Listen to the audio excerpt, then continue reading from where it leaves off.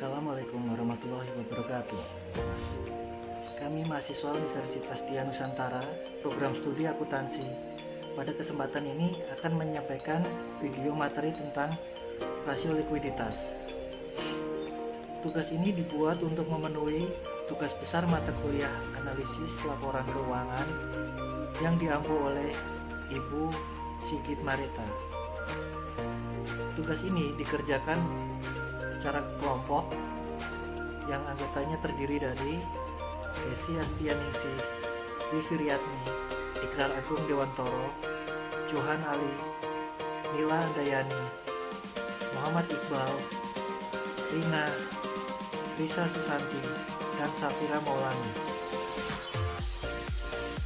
Dalam kesempatan ini, kami akan membahas tentang pengertian rasio likuiditas, jenis rasio likuiditas, contoh rasio likuiditas, manfaat rasio likuiditas, mengapa rasio likuiditas penting bagi perusahaan, dan yang terakhir, rumus dan cara menghitung rasio likuiditas. Materi akan disampaikan oleh teman-teman secara bergantian. Dipersilakan teman-teman. Pengertian rasio likuiditas. Menurut S. Munawi, rasio likuiditas menunjukkan kemampuan suatu perusahaan untuk memenuhi kewajiban keuangan yang harus segera dipenuhi, atau kemampuan perusahaan untuk memenuhi kewajiban keuangan pada saat ditagih. Rasio likuiditas adalah rasio yang menunjukkan kemampuan perusahaan dalam memenuhi kewajiban atau membayar hutang untuk jangka pendeknya. Rasio inilah yang dapat digunakan untuk mengukur seberapa likuidnya suatu perusahaan.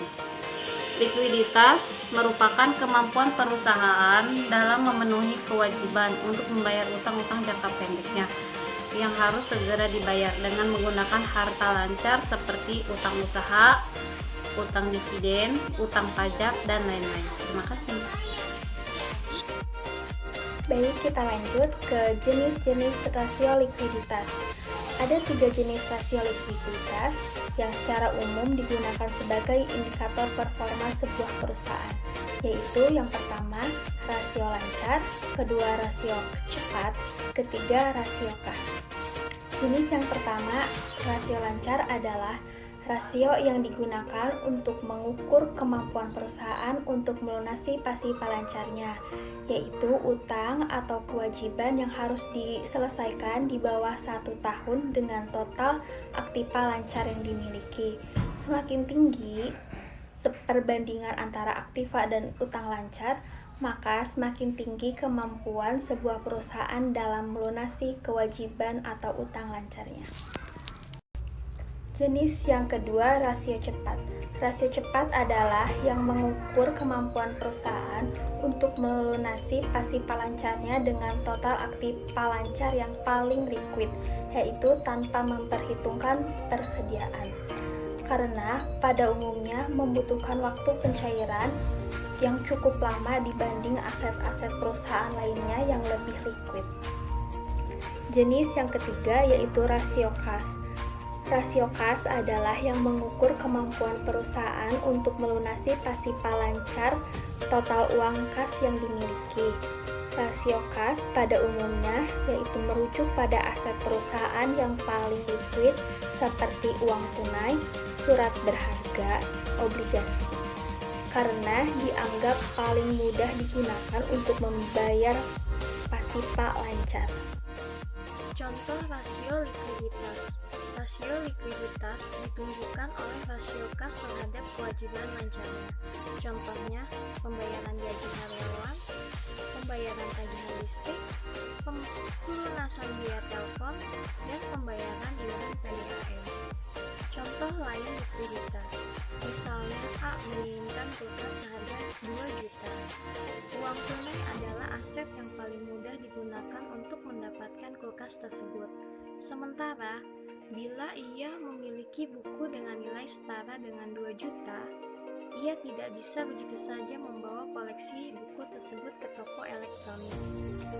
Sebagai gantinya, ia harus menjual terlebih dahulu buku koleksi tersebut untuk mendapatkan uang tunai dan membeli kulkas baru. Bila ia bisa menjual dalam waktu cepat, ia adalah orang yang beruntung. Namun, bisa saja ia membutuhkan waktu lebih lama dan harus memasang diskon agar bukunya laku. Hal itu menunjukkan buku koleksi adalah aset tidak likuid. Manfaat rasio likuiditas. Menurut Kasmer tahun 2012, halaman 132, ada 9 manfaat dari rasio likuiditas adalah sebagai berikut. 1. Mengukur kemampuan perusahaan membayar kewajiban atau utangnya segera jatuh tempo pada saat ditagih. Artinya, kemampuan untuk membayar kewajiban yang sudah waktunya dibayar sesuai jadwal batas waktu yang telah ditetapkan dengan tanggal dan bulan tertentu. 2. Mengukur kemampuan perusahaan membayar kewajiban jangka pendek dengan aktiva lancar secara keseluruhan.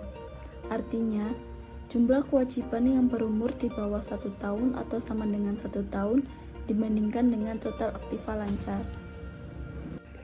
3. Mengukur kemampuan perusahaan membayar kewajiban jangka pendek dengan aktiva lancar tanpa memperhitungkan sediaan atau piutang. Dalam hal ini, aktiva lancar dikurangi sediaan dan utang yang dianggap likuiditasnya lebih rendah. 4. Mengukur atau membandingkan antara jumlah sediaan yang ada dengan modal kerja perusahaan. 5. Mengukur seberapa besar uang kas yang tersedia untuk membayar utang. 6. Sebagai alat rencanaan ke depan, terutama yang berkaitan dengan perencanaan kas dan utang. 7.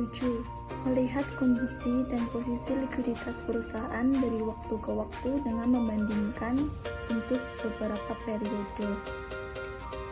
8.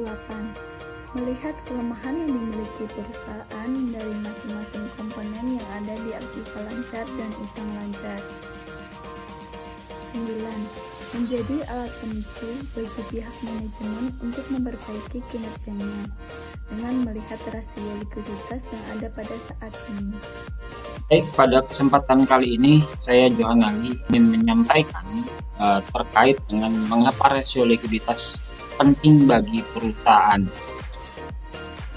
Perlu diketahui terlebih dahulu bahwa rasio likuiditas perusahaan bisa diartikan sebagai gambaran posisi uang kas dan kemampuan perusahaan untuk melunasi atau membayar kewajiban hutang sesuai pada waktu yang sudah disepakati. Dalam proses manajemen keuangan perusahaan, rasio likuiditas adalah metrik yang digunakan untuk mengukur kemampuan perusahaan melunasi hutang dan kewajiban jangka pendeknya. Analisis rasio likuiditas biasanya dilakukan oleh auditor internal sebulan sekali dan atau auditor eksternal 6-12 bulan sekali. Selanjutnya adalah pentingnya rasio likuiditas pada perusahaan. 1. Menentukan kelayakan kredit. 2. Menentukan kemampuan untuk melunasi kewajiban. Dan 3. Menentukan kelayakan investasi. Manfaat rasio likuiditas bagi perusahaan. Ada 11 manfaat rasio likuiditas bagi perusahaan. Pertama, membantu mendapatkan gambaran mengenai posisi likuiditas perusahaan. 2. Menunjukkan bagaimana kekayaan aset perusahaan saat ini. Yang ketiga, menunjukkan berapa banyak hutang yang dapat dilunasi dengan uang yang ada. 4. Membantu memahami kekuatan perusahaan. 5.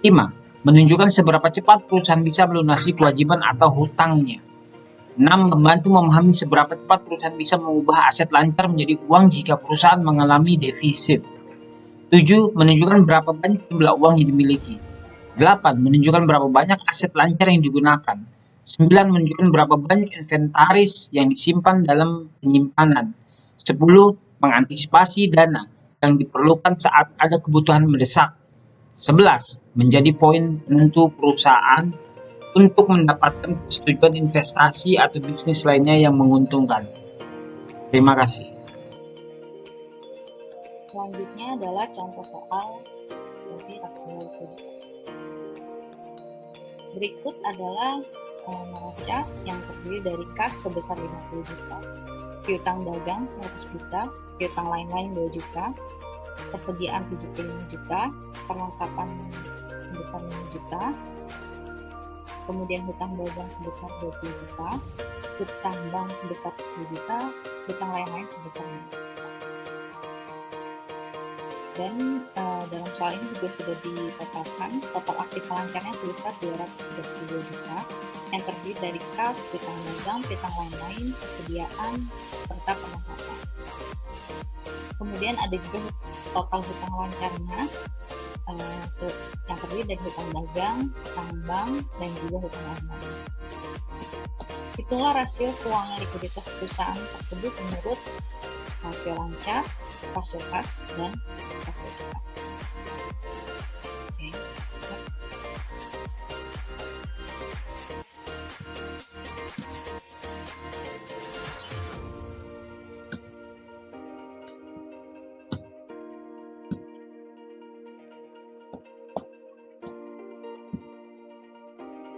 Berikut adalah penyelesaian untuk rasio lancar. Rumus dari rasio lancar adalah aktiva lancar dibagi dengan hutang lancar. Seperti yang tadi di soal, aktiva lancarnya adalah total 232 juta. Kemudian dibagi dengan hutang lancarnya adalah 45 juta.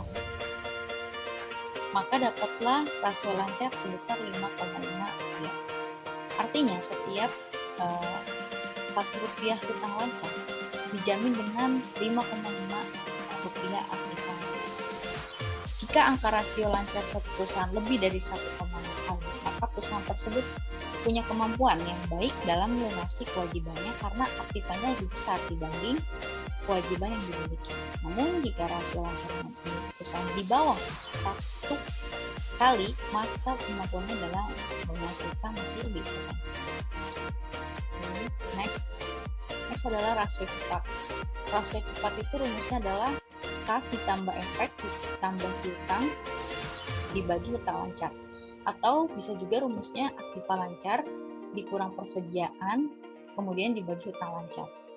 Aktiva lancarnya seperti yang kita tadi di soal pertama ya. Aktiva lancarnya adalah 232 juta. Kemudian persediaannya 75 juta dibagi dengan hutang lancar yang sebesar 45 juta. Untuk rasio cepatnya maka didapatkan sebesar 3,4 rupiah.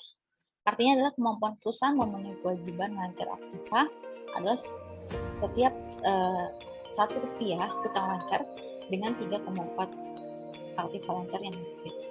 Hasil perhitungan quick ratio jika lebih dari 1 maka menunjukkan kemampuan perusahaan memenuhi kewajibannya itu dalam keadaan baik. Namun jika ketika menghitung rasionya di atas 3 kali, maka bukan berarti keadaan perusahaan sudah baik. Boleh jadi perusahaan jumlahnya besar karena tidak dilakukan kemanapun sehingga nggak ada problem. Okay, next. Rasio kas. Rasio kas rumusnya adalah kas ditambah setara kas lalu dibagi dengan liabilitas lancar atau juga seperti di bawahnya kas tambah bank dibagi hutang lancar. Jadi kasnya itu 50 juta dibagi hutang lancar 45 juta yang hasilnya adalah 1,1 rupiah. Artinya adalah kemampuan perusahaan memenuhi kewajiban lancar dengan kas adalah setiap 1 rupiah hutang lancar dengan 1,1 rupiah kas perusahaan. Seperti yang ada di bawah ya. Jika rasio kasnya 1, berarti menunjukkan bahwa perusahaan ini sama dengan kewajiban lancarnya. Kalau rasio kasnya kurang dari 1, menunjukkan bahwa perusahaan tidak memiliki cukup kas untuk memenuhi kewajiban jangka pendeknya. Hal ini akan menjadi pertimbangan bagi investor, kreditur, atau bank untuk melakukan kegiatan atau kerjasama dengan perusahaan tersebut. Kemudian jika rasio kasnya lebih dari 1, menunjukkan bahwa perusahaan memiliki lebih dari cukup uang untuk menutupi hutang jangka pendek. Sekian beberapa penjelasan dari contoh soal rasio likuiditas. Terima kasih.